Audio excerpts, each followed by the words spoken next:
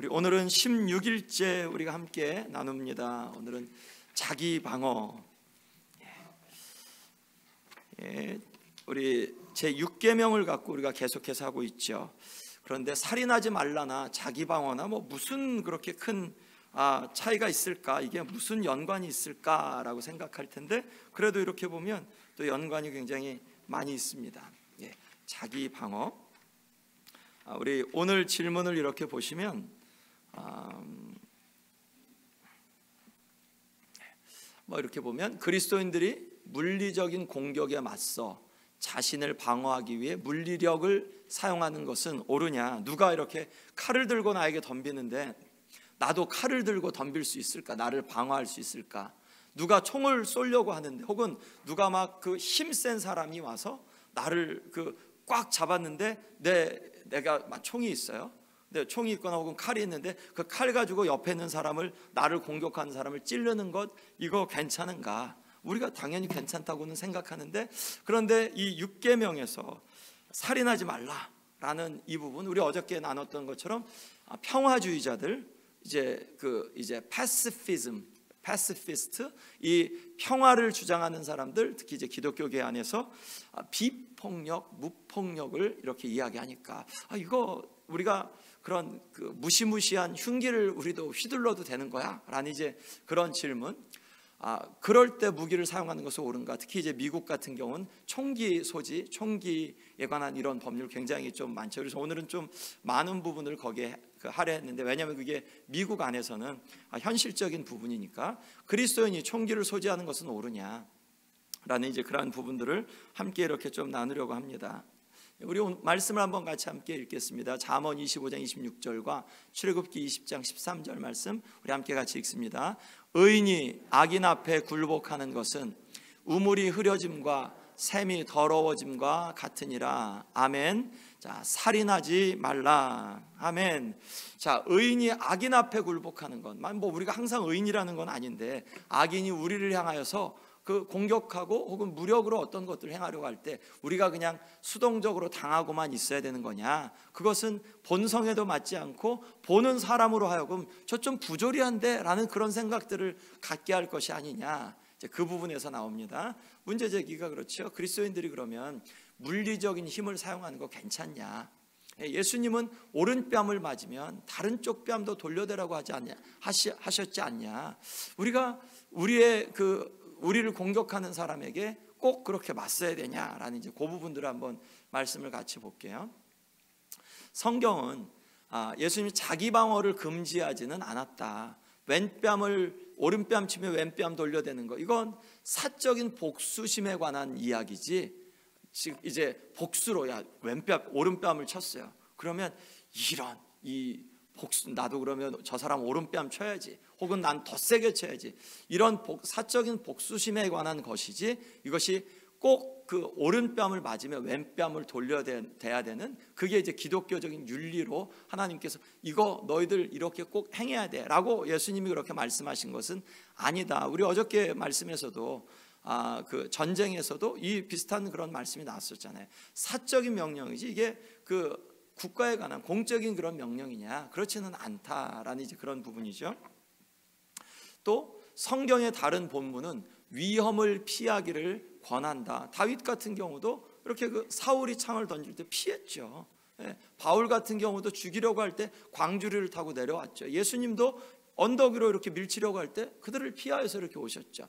그러니까 위험에 있을 때 피하는 것은 본능적인 것이 아니야. 우리가 생각할 때 이런 얘기를 해, 이거 너무 당연한 거 아니야라고 이야기할 수 있는데, 어저께 말씀과 같이 전쟁 당연히 자국 방어 당연한 거 아니야? 그런데 우리가 보통 갖는 마음에서는 사적인 복수심이 거기에 항상 개입이 되거든요. 우리를 향하여서 우리 가만히 보세요. 한국과 일본의 관계, 또 미국과 이전의 구소련의 관계, 요즘 미국과 중국의 관계, 이런 것들, 영국과 프랑스의 관계도 보면 단순한 자기 방어 차원이 아니라 복수심과 또한 이 원한과 혹은 캐묵은 그러한 원한, 또 혹은 이전의 과거의 사적인 감정까지도 다 들어가거든요.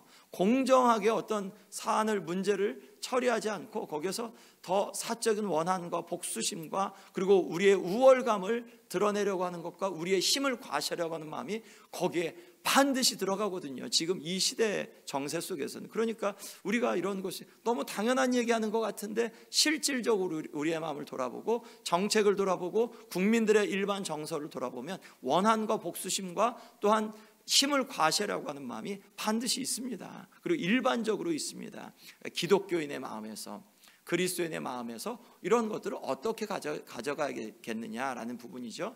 오히려 이제 무력을 통해서 자기 방어를 성경은 권한다. 짐승이 오면 짐승이 나를 공격할 땐 찢어 죽여야 되고, 또 내가 해를 입지 않게 그렇게 짐승을 제어해야 되고, 소송이 누가 걸려오면 그럼 소송에 대해서도 적절하게 우리가 자기 변호도 해야 되는 게 당연하죠. 물리적인 공격이 오고, 또 칼을 주신 것도 마찬가지로 이제 예수님도 이제 칼을 가져라라고 말씀하신 건 자기 방어에 대한 그러한 이야기를 암시를 주신 것이다. 하나님이 금지하신 것은 자기 방어가 아니라 복수이다. 그러니 자기 방어는 정당하고 대신에 복수심에 불타서, 우리 그렇죠. 자기를 방어하는 것과 방어해서 누군가가 나를 공격하는 것을 방어하며 적절히 방어하면서 그를 제압하는 거하고, 자기가 누군데 감히 나를 이제 이런 마음으로 복수심으로 혹은 원한의 마음으로 나의 힘을 과시하려 하는 마음으로 이렇게 하는 것과는 감정의 차이가 있죠. 그러니까 그런 부분들에 대해서 우리의 마음을 설치해라. 우리의 마음을 돌아보고 생각하고, 그래서 그런 가운데서 누군가와 원한 관계가 있고 누군가와 또한 안 좋은 마음이 있을 때 가만히 보시면 우리 안에 복수심이 있습니다. 그런 그 복수심을 다스려라라는 마음이에요. 어떤 일을 누구에게 이렇게 내가 손해 보는 일이 상처를 받았어도, 마음의 상처 어떤 받았어도 누군가에게 무언가를 이야기할 때는 저 사람이 나에게 이런 상처를 입혔어 할 때 감정이 들어가죠. 그리고 어쩔 땐 과장을 하기도 하죠. 내가 받은 상처를 과장하고 듣는 사람으로 하여금 나를 동정할 수 있게끔 조금 부풀리기도 하고 그 사람의 기호에 맞게 이야기를 각색하기도 하죠. 그런 것들은 우리 마음 속에서 이 문제 사안에 대해서 정당하게 그런 것들을 바라보지 못하고 복수심의 마음이 있기 때문이다라는 것을 아주 보여주죠. 자, 출애굽기 22장 2절 3절 말씀 같이 한번 읽겠습니다. 도둑이 뚫고 들어오는 것을 보고 그를 쳐 죽이면 피 흘린 죄가 없으나 해 돋은 후에는 피 흘린 죄가 있으리라. 아멘. 십계명에 있는 그런 그 이후에 있는 말씀이죠. 도둑이 뚫고 들어오는 것을 보고 그를 밤중에 이렇게 들어왔어요. 그런데 우리 집을 들어오는데 저 사람이 나를 죽이려고 하는지 물건을 훔치려고 하는지 혹은 밥을 구하러 오는지 잘 모르겠어요. 그런데 모르는 사람이 막 밤에 갑자기 들어와서 이렇게 있으면 위기감을 느끼죠. 우리 무섭지 않을 사람 아무도 없죠. 그러면 어머머 하고 죽일 수도 있고 혹은 그 사람을 밀칠 수도 있고 어떻게 흉기로 때릴 수도 있고 그럴 수 있죠. 왜냐하면 자기 방어의 마음 때문에. 그러면 피 흘린 죄가 없지만 해 돋은 후에는 피 흘린 죄가 있으리라. 자, 이 말씀은 그런 의미에서 자기 방어, 부지불식간에 자기를 방어하는 것은 옳다라는 것을 이제 성경이 이야기해 주는 거죠. 여러 가르침 속에서 이것을 확인해 주는 이제 부분입니다. 웨스트민스터 대교리 문답에서 6계명은 공적인 재판이나 즉 공적인 재판, 합법적인 전쟁, 자기 방어의 경우를 제외하고는 이제 살인하는 것을 금한다. 이제 살인하는 것, 자기 방어의 경우도 살인하는 것, 요 6계명에서 예외 규정으로 이제 두었다라고 말씀을 하는 거죠. 존 프레임 같은 경우도 어두워진 후 가택 침입한 자는 죽여도 된다는 이 구절을 볼 때 필요한 경우 무력을 사용하는 것을 하나님께서 허용하셨다라고 이제 해석하고요.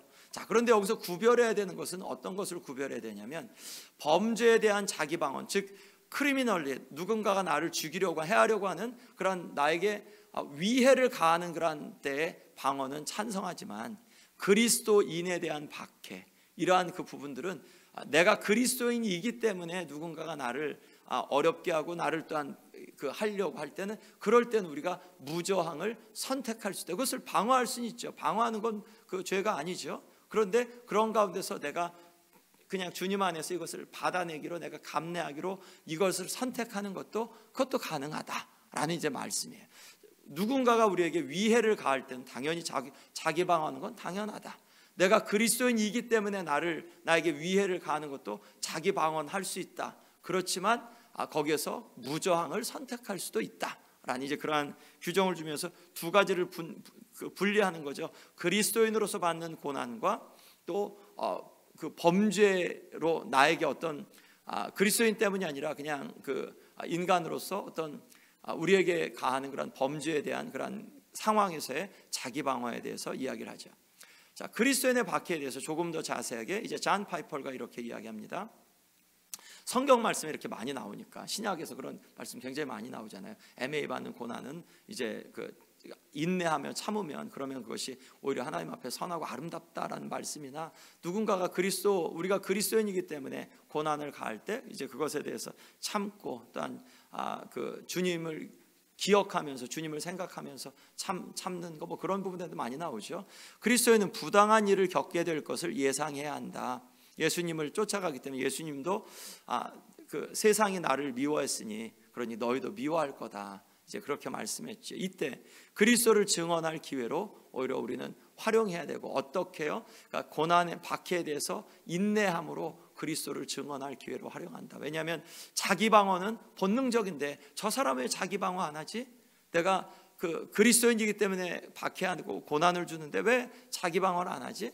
그러니까 자기 방어는 모든 사람들이 갖고 있는 그런 본능적인 부분인데 근데 저 사람이 예수 그리스도 때문에 그 사람의 어떤 믿음의 부분들을 이야기할 수 있는 또한 그 묵상할 수 있는 그 동기를 부여할 수 있다. 또 범죄에 대해서는 물론 경찰을 호출할 수 있다. 뭐 가령 누가 이렇게 우리 그리스도인인데 뭐 이렇게 교회로 누군가가 와서 막 행패를 부린다. 몽둥이를 들고 와가지고 뭐 기물을 파손한다. 그러면 목사인 저로서는 아마 10중 8구가 아니라 100의 99.9%는 경찰로 119로 빨리 이렇게 연락할 것 같아요. 911이죠. 911으로 빨리 연락할 것 같아요. 여기 사람들이 와서 교회에 기물을 파손합니다 라고 아마 호출할 것 같아요.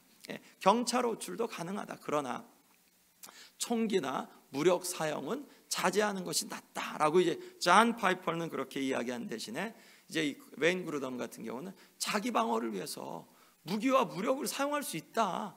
누군가가 와가지고 막 몽둥이를 휘두르는데 그러면 그 사람을 제압하고 그 사람이 다 하게 두냐? 방어할 수 있는 만큼은 하는 것도 가능하다라고 이 존 파이퍼하고 이 웨인 그루덤 이분들이 이제 미네폴리스에서 같이 이제 신학교에서 이 존 파이퍼 목사님이 이제 그 연결된 베들레헴 신학교에서 이 그루덤 교수님이 거기서 이제 몇 년 동안 가르쳤거든요. 가르친 다음에 이제 트리니티 신학교로 왔는데 이제 굉장히 친한 분들이었어요. 두 분 다. 근데 이제 웨인 그루덤이 그런 이야기를 하면서 존 파이퍼는 이렇게 이야기했지만 그럼 나의 친구의 그런 의견을 난 존중하지만 나의 마음 속에서는 오히려 이런 가운데서는 이 무기와 무력을 사용하는 것, 우리의 방어를 위해서 이것은 합당하다고 생각한다라고 이제 웨인 그루덤은 그렇게 이야기했습니다. 자, 그럼 이런 부분에서 자녀들에게 무엇을 가르쳐야 되느냐? 자기 방어에 대해서 굉장히 보면 그냥 우리가 생각할 때 그렇지 뭐 당연한 거 아니야? 라는 그런 이야기를 합니다. 화평하게 되는 자가 돼야 되는 것. 우리 자녀들이 어디서든지 화평하게 되는 이러한 그 원리적인 삶을 살도록 가르쳐야 되고 화를 잘 내지 않고 분노하거나 보복하지 않도록 이제 그 삶을 잘 인도해야 하겠고 점점 더 갈등이 깊어지고 가해가 계속되면 즉 공격을 확실하게 끝내기 위해 용기 있고 과감하게 대항해 싸우도록. 우리 뭐 한국 부모님들 보통 이렇게 가르치죠. 막 잘하지만 너를 무시하고 너를 막 저기 하는데 조금 네가 말로 해도 안 되면 그럼 본때를 보여줘. 이제 그런 이야기죠. 본때를 보여줘. 그러니까 왜냐하면 불합리하게 너를 공격할 때, 너를 왕따시키려고 하거나 혹은 다른 사람 앞에서 너를 인격을 모독할 때는 그러면 그 사람이 하는 방법대로 너도 그렇게 본때를 보여줘. 그렇게 과감하게 대항해 싸우도록. 자, 그리고 그들을 공격한 자들을 위해 기도하고 용서하도록. 이 부분 굉장히 좀 어떻게 보면 모범답안 같은 부분이죠. 모범답안 같은데 현실적으로 그렇게 적용하기는 아주 쉬운 부분은 아니라는 것은 다들 잘 아시죠. 우리가 이런 모범답안은 아는데 우리 자신에게 적용하기도 아주 쉽지는 않은 것은 잘 아시죠. 그런데 모범 답안이라는 것은 우리가 부인할 수는 없죠. 부인할 수는 없죠. 이렇게 보면 맞아, 이게 맞는 거고 성경적으로도 이게 맞는 부분 같아 라는 이제 그런 동의하는 부분들이 나오죠. 자, 그러면 자기 방어를 위해서 무기 사용이 가능하냐? 물리적인 위험을 피해 달아나거나 자신이 다른 사람들을 폭력으로부터 방어하기 위해 싸우는 것이 도덕적으로 옳다면, 즉 누군가가 나를 칼을 들고 막 쫓아와요. 그러면 도망가야죠. 도망가는 게 옳죠.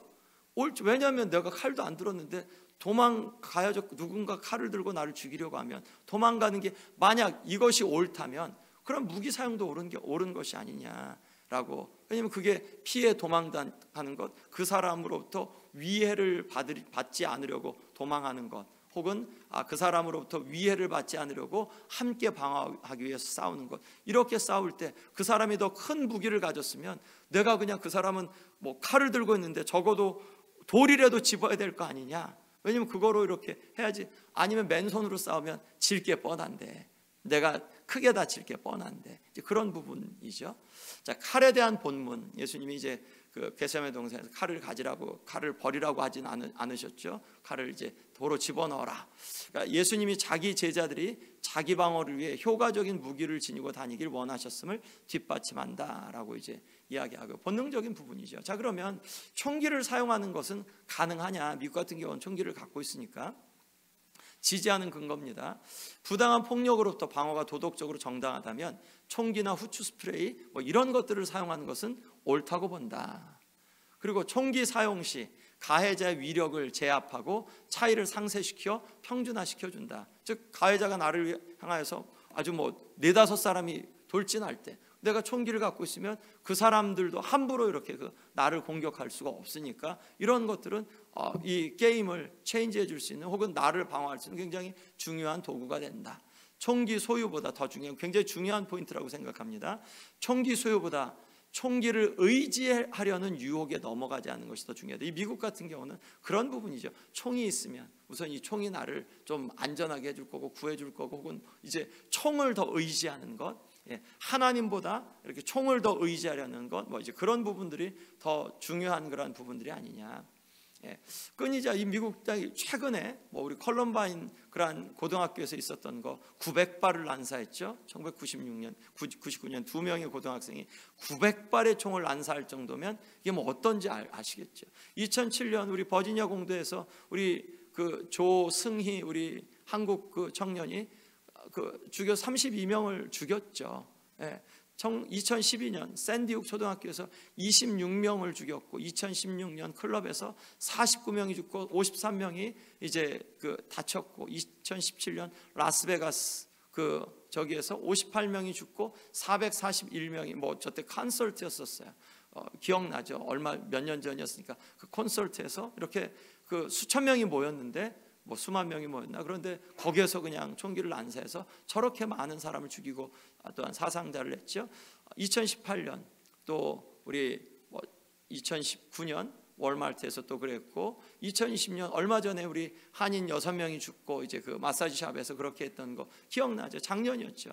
뭐 3세 형이 얼마 전에 저기에서 8개월 된 자기 동생을 총으로 죽인 것도 이렇게 드러났죠.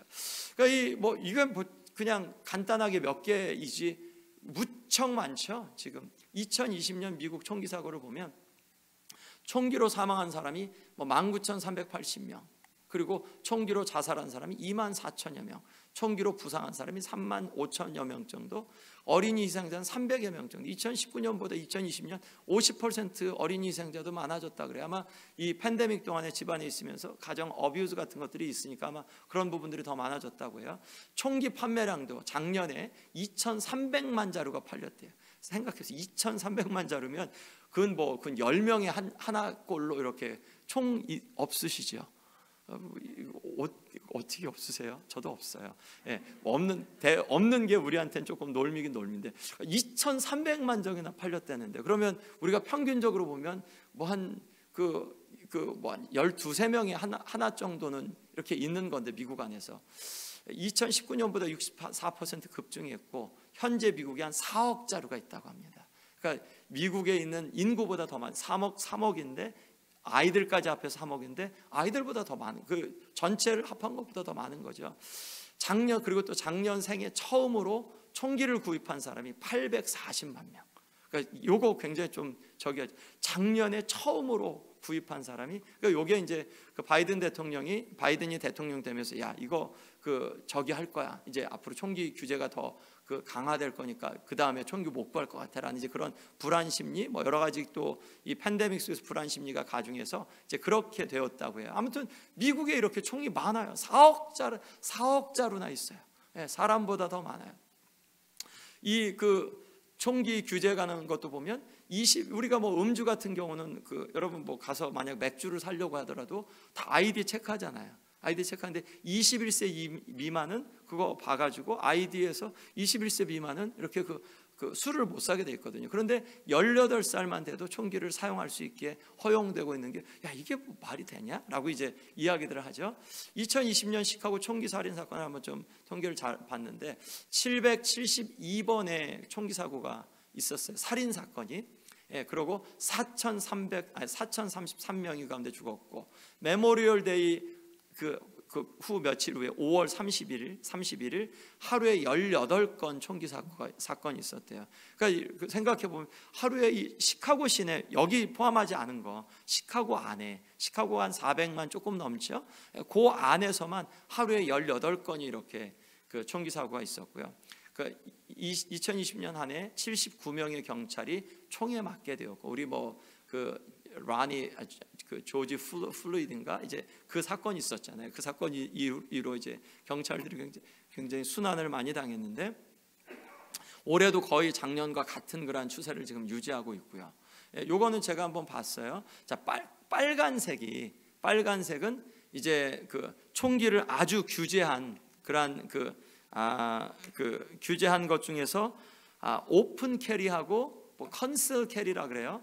그러니까 총기를 보이게 차고 다닐 수 있느냐, 그게 이제 오픈 캐리예요. 요 빨간색은 오픈 캐리 안 된다. 총기 보이게 차고 다니지 마라 하는 게 이제 빨간색. 우리 일리노이, 캘리포니아, 뉴욕, 그리고 이제 사우스캐롤라이나하고 이제 플로리다, 이렇게 5개 주. 그리고 이제 옐로우는 다 이제 좀 농촌들이 좀 많죠. 옐로우 같은 경우는 총기를 다 소지하고 다닐 수 있어요. 다 소지하고 다닐 수 있는 이제 그러한 부분이고요. 그리고 요 그린 색깔은 펄밋이 필요한 이제 그러한 주라고 합니다. 그러니까 전체 이렇게 보면 오픈 캐리를 할 수 있는 거예요. 그냥 여기에다가 총을 차고 다닐 수 있는 그러한 주들이 저렇게 많다는 거예요. 그리고 또 요거 같은 경우, 캘리포니아 같은 경우는 오픈 캐리가 안 되는데, 이렇게 총기를 갖고 다닐 수는 없는데, 도시 지역은 안 되는데 이 캘리포니아는 좀 회색으로 돼 있죠.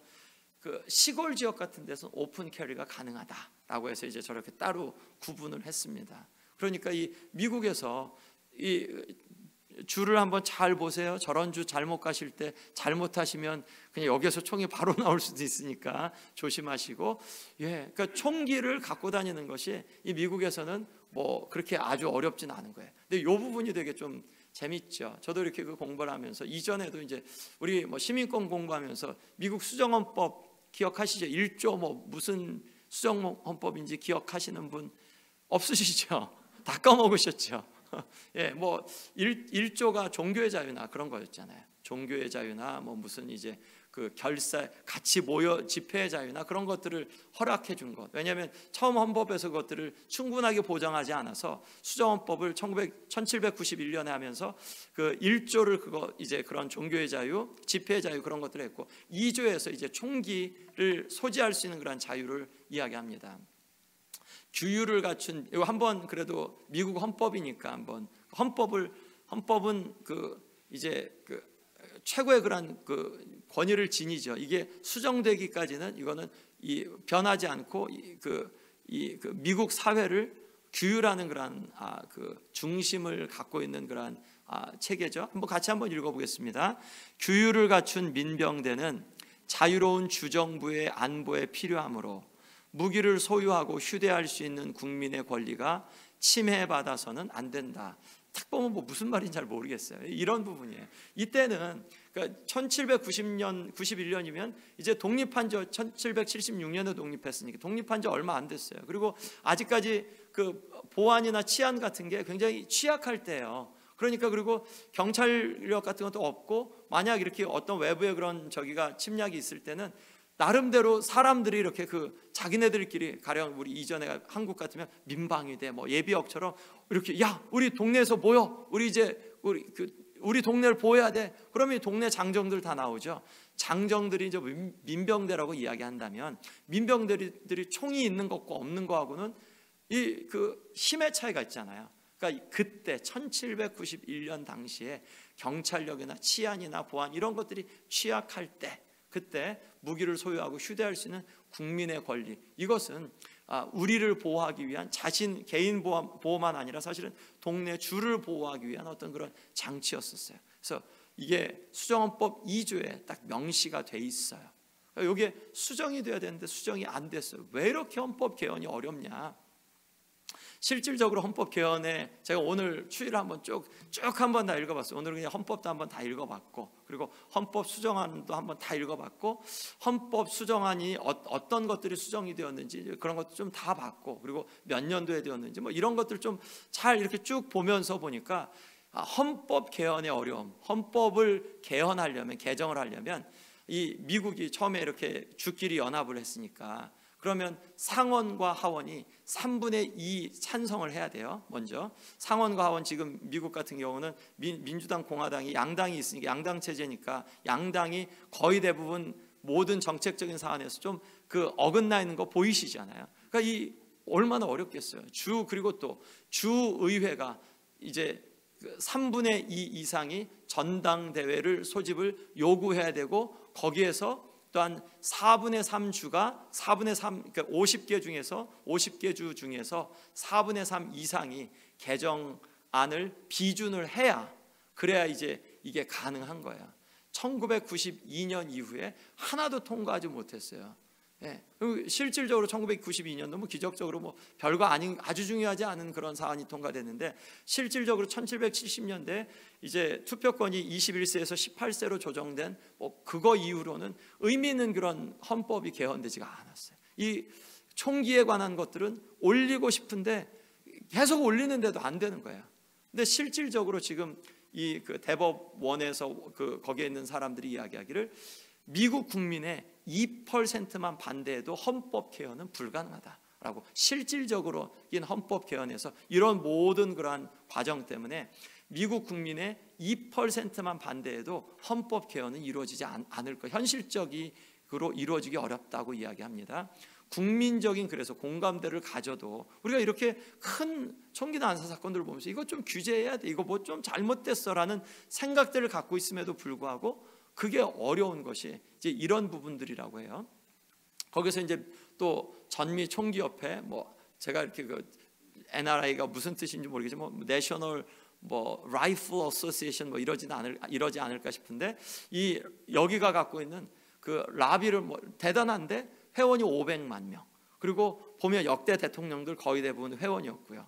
그리고 총기 규제에 반대하는데 연 예산이 2억 5천만 달러래요. 그러니까 이거 가지고 라비를 하는데, 그러니까 제가 이렇게 뭐 이게 그 음모론인지 어떤지는 모르겠는데, 이 사람들이 이 협회에서 그렇대요. 국회의원들이나 정치인들에 대해서 A부터 F까지 이렇게 그 등급을 매겨서 우리의 그런 정책에 찬성하는 사람 A, 그렇지 반대한 사람 F, 이 레인지를 놔서 아주 정말 유력한 후보일지라도 이제 자기들한테 합당한 그런 사람들을 밀어주기 시작하면, 이 NRA가 밀어주면 국회의원이나 그런 것도 낙선되고, 그리고 또 이제 당선되고 이런 게 굉장히 가능하고 실질적이라고 하는데, 그게 뭐 얼마나 추루인지는 모르겠지만 아마 뭐 어느 정도는 사실일 것 같아요. 이제 그런 라비가 굉장히 크다고 하고요. 미국 안에서 총기 소지는 개인의 자유를 지켜내는 어떤 그런 상징처럼 여겨지고 자기 보호처럼 여겨지죠. 제가 아는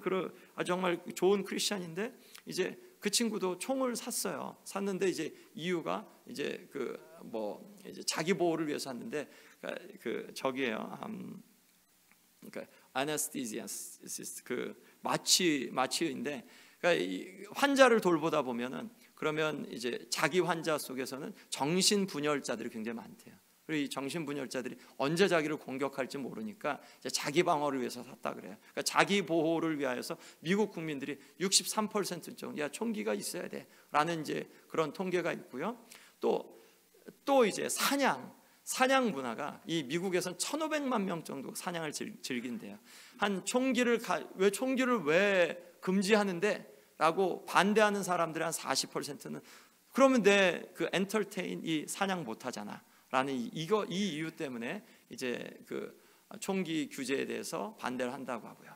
이 미국 같은 경우는 총기 구입이 용이하죠. 온라인으로도 구입이 가능하다는 거 아시죠? 온라인으로 다 조립품까지 팔아서 집에서 조립할 수 있는 거 아시죠? 그리고 총기 구입하면서 실탄도 정말 많이 구입할 수 있죠.